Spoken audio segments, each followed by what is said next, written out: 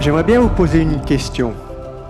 J'aimerais bien savoir si parmi vous, certains ont développé une méthode de préparation, une méthode de formation pour se mettre dans une configuration la plus favorable possible par rapport aux défis, aux objectifs que vous vous donnez.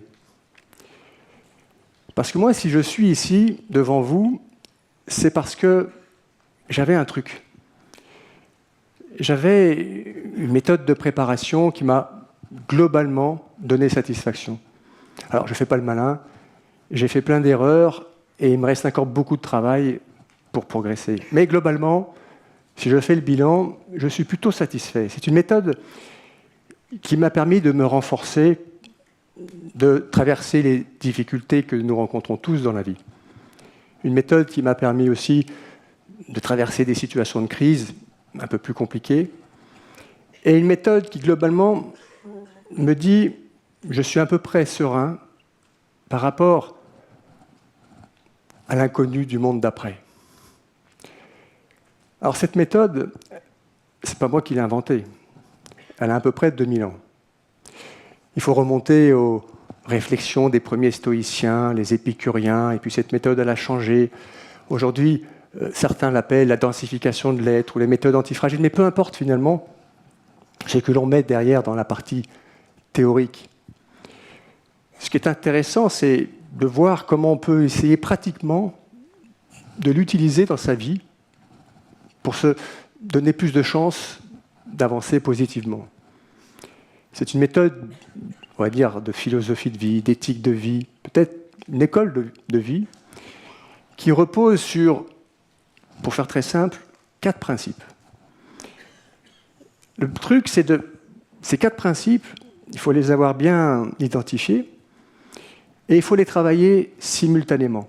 Parce que si l'un des principes défaille, c'est peut-être l'efficacité de tout l'ensemble qui peut être remis en question. Moi, j'ai découvert le premier principe, j'avais une dizaine d'années. Alors, j'étais un jeune, tout maigre, frêle, et j'avais un problème, j'étais hypersensible. Et surtout, j'avais une difficulté, c'est que je m'étais rendu compte que ça n'allait pas le faire. Parce que, je vous confie quelque chose, à cette époque, j'avais 2 objectifs. Alors, c'est un peu ridicule, mais je me souviens très bien, mon premier objectif, il était de devenir un chevalier. Alors, toute la journée, je dessinais des châteaux forts, des tournois, etc. Et puis, j'avais un problème parce que j'avais un deuxième objectif qui n'était pas tout à fait compatible, qui était de devenir un shérif. Alors, ça dépendait des films que je regardais à la télé, des bandes dessinées, mais en tout cas, j'avais réalisé, c'était là peut-être ma force, une sorte de lucidité en me disant « mais je ne vais jamais y arriver ». Or, à cette époque, je constate quelque chose d'assez intéressant dans les cours de récréation. Je constate que des camarades un peu plus vifs que moi, qui couraient un peu plus vite, qui étaient un peu plus toniques, dégageaient 2 avantages par rapport à moi. Le premier, c'est une sorte de pouvoir d'influencer le collectif, parfois un peu brutalement. Mais le deuxième, surtout, je constatais qu'ils avaient une certaine confiance en eux. Et là, je me dis, mais c'est peut-être ça. C'est peut-être là qu'il faut que j'investisse. Alors, je rentre le soir, j'en parle à mes parents, et je leur dis, il faut que je fasse du sport. On trouve une salle de gymnastique à côté de chez moi, je fais de la gymnastique, ils m'achètent des baskets, je me mets à courir. Je m'inscris dans une salle de sport de combat, je fais du sport de combat. Alors, je n'étais pas très doué, mais c'est pas grave, j'ai fait de la compétition, j'ai fait tout ce que j'ai pu, jusqu'au jour où j'ai passé un examen et je suis rentré dans l'armée. Et là, j'étais heureux, c'était une sorte d'une autre vie qui commençait. Et puis, j'ai passé encore des examens et j'ai réussi les tests du GIGN, je suis rentré au GIGN. Et là, je me suis dit à cet instant, ça y est, j'ai réussi. Au fond, j'ai réussi à globalement atteindre mes 2 objectifs d'enfance. Et je me disais, mais heureusement que j'ai eu ce déclic plus jeune, heureusement que je me suis pris en main et je me suis mis à tout simplement travailler mon corps, ça m'a permis de développer ma volonté, une forme d'hygiène de vie et surtout gagner une énorme confiance qui me manquait. C'était le premier niveau de cette école, j'ai compris après, en tout cas ce premier stade essentiel. Et puis au GIGN, bon voilà, vous intervenez toutes les semaines sur des situations un peu particulières, des arrestations de preneurs d'otages, des arrestations de criminels, des terroristes. Et puis vous avez une catégorie de population assez fascinante, qui sont les forcenés. Les forcenés, c'est très particulier, c'est des gens un peu comme vous et moi qui avons une petite vie, qui ont construit petit à petit quelque chose, mais qui, et c'est là où c'est intéressant, c'est que tout d'un coup, en quelques heures, ils vont commettre l'irréparable et tout casser. Ils vont tout briser, ils vont tout détruire. Alors j'ai plein d'anecdotes un peu sordides. J'ai en tête ce père de famille, une quarantaine d'années, qui était chef d'une petite entreprise, membre du conseil municipal, un peu tempérament un peu autoritaire. Et il avait un prisme, c'est qu'il ne supportait pas que sa fille unique, ne réponde pas précisément à ses injonctions. Un soir, c'est là où c'est un peu dramatique, sa fille devait rentrer à 21h30, et 21h30, elle n'était pas là. 22h, toujours pas là. Il commençait à s'énerver. 22h30, toujours pas là. Et là, il commençait à dire « Mais elle va voir ce qu'elle va voir. Alors, ça ne va pas se passer comme ça. » 22h45, sa fille, discrètement, elle venait de se faire déposer par son petit copain. Elle entre tout doucement en disant « Je vais vite me coucher. » Et là, il est rentré dans une rage folle. Il a pris son fusil, il lui a tiré dans le visage, il l'a tué net. Il se tourne, sa femme hurle, il se tourne, il tue sa femme. Et là, il se met aux fenêtres, parce que les voisins entendaient, il se met à hurler, il tire sur les voisins appellent la gendarmerie arrive, ils se prennent évidemment des coups de fusil, ils appellent le GIGN, on se déplace, on règle la situation, ça se termine pas très bien pour le monsieur, mais peu importe. Et là, je me dis, ce qui est quand même fou, c'est que vous pouvez être fort physiquement, et c'était son cas, mais si vous ne maîtrisez pas, à un moment donné, vos pulsions, si vous ne maîtrisez pas, à un moment donné, des frustrations très fortes, si vous ne méprisez pas parfois une adrénaline qui vous dépasse, vous pouvez tout gâcher. Alors vous allez me dire, c'est vrai que là on prend un cas un peu extrême, en quoi ça nous concerne? J'espère que... Mais disons que dans la vie de tous les jours, c'est un peu pareil.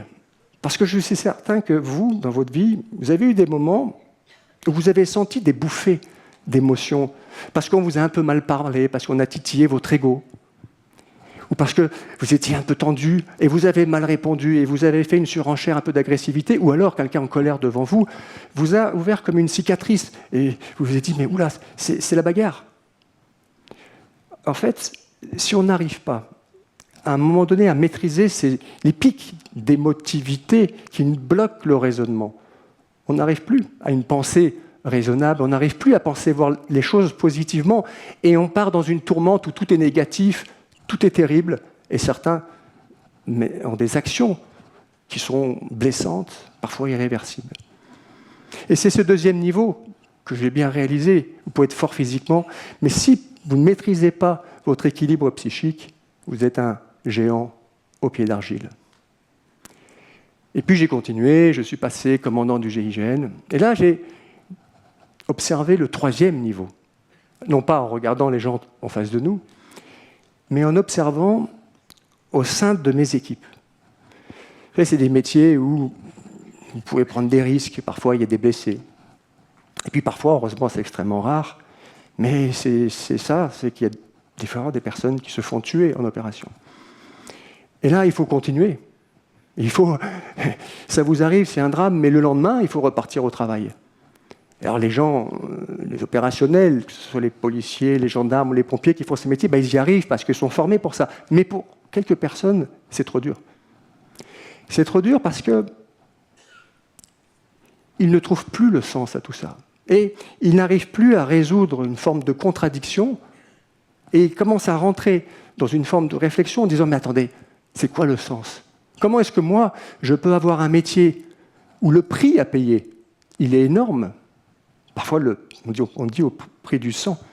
Et la contrepartie, moi je veux bien avoir un prix à risque, mais la contrepartie, c'est quoi ?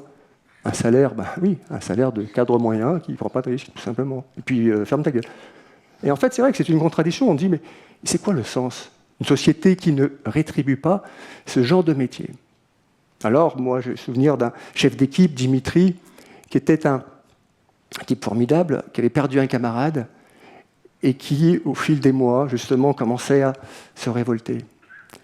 Et il est parti parce qu'il n'arrivait plus, finalement, à trouver ce qu'il y a de beau dans le métier, c'est-à-dire à donner du sens. Parce qu'un métier comme celui-ci, qui est basé sur le sacrifice, qui est basé sur l'honneur, la camaraderie, la fidélité à la mission, l'engagement, des métiers presque antiques, héroïques, qui ont au fond une valeur incommensurable. Il s'agissait tout simplement de se dire, malgré tout, la valeur de mon métier, le sens de mon métier, il est énorme. Ce troisième pilier, j'ai compris qu'il fallait dans la vie être capable aussi de philosopher. Pas philosopher en étant capable de parler d'Aristote, de Platon, de Nietzsche, mais de vivre ces valeurs. Et puis j'ai quitté le GIGN, j'ai monté ma société, j'ai voyagé un peu, je suis revenu ici à Marseille, magnifique. Je suis rentré dans une société comme salarié, c'est magnifique, je suis très heureux. Mais ça m'a donné le temps finalement de réfléchir à la quatrième et dernière dimension. Parce que je me disais, mais il y a quand même des choses dans la vie qui sont au-delà du sens. On ne peut pas donner du sens. Si vous prenez par exemple la destinée, notre destinée, la destinée humaine, de naître pour mourir, quel est le sens finalement de tout cela? Si vous prenez l'immensité de la Terre, mais quand vous la remettez au fond dans l'infini du cosmos, personne n'arrive à comprendre véritablement. Même les scientifiques, à un moment donné, touchent les limites de la compréhension. Et c'est ce que j'appelle quelque part le contact avec le sacré, qui développe deux vertus. La première vertu, c'est de développer une forme d'émerveillement. On est émerveillé. Il n'y a pas d'explication face à la beauté de la nature. Il n'y a pas d'explication face à la beauté d'une naissance d'un enfant. Il n'y a pas parfois d'explication lorsqu'on reçoit et on donne de l'amour. Et la deuxième des vertus, c'est l'humilité. Parce que justement, si on cherche tout le temps à reconsidérer toutes ces positions, il y a un moment donné, on n'y arrive plus et on se met en anxiété. Et l'humilité qui nous permet justement d'accepter notre situation. Alors, ces 4 principes, moi j'ai essayé de faire de manière à me l'approprier et de les travailler, parce que c'est le travail de toute une vie. Et ce que je vous propose, c'est aussi, s'il y a des jeunes, c'est aussi de méditer ces 4 principes et de se dire, au fond, le premier des principes, le physique, il ne s'agit pas de faire du sport de haut niveau, de courir le marathon, mais tout simplement de prendre le plaisir de marcher, le plaisir de parfois sentir son rythme cardiaque augmenter, prendre des escaliers, sentir ce souffle et sentir comment le corps nous rend vivants. Le psychologique, c'est accepter les émotions positives, mais aussi être capable d'avoir cette lucidité sur les émotions négatives et arriver à lutter contre nos pulsions, arriver à lutter contre cette tendance que l'on va avoir et analyser les choses et à répondre de manière négative. Le troisième niveau, il faut puiser dans la littérature, c'est parfois ouvrir un livre et aller chercher dans l'immensité de la réflexion humaine quelles pourraient être les valeurs et les principes qui pourraient coller à mon engagement. Enfin, le dernier niveau, celui quelque part du sacré, c'est parfois en silence accepter de rentrer dans une cathédrale, ça peut être une mosquée, une synagogue, ou tout simplement dans la nature, et se dire qu'il y a quelque chose qui nous émerveille, et de le prendre avec humilité, parce que tout cela concourt à une forme de stabilité intérieure.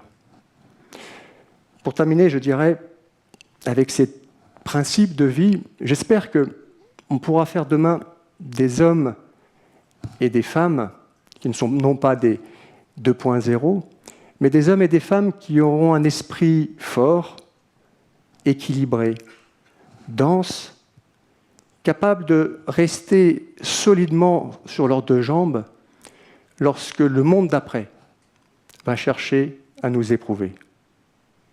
Je vous remercie.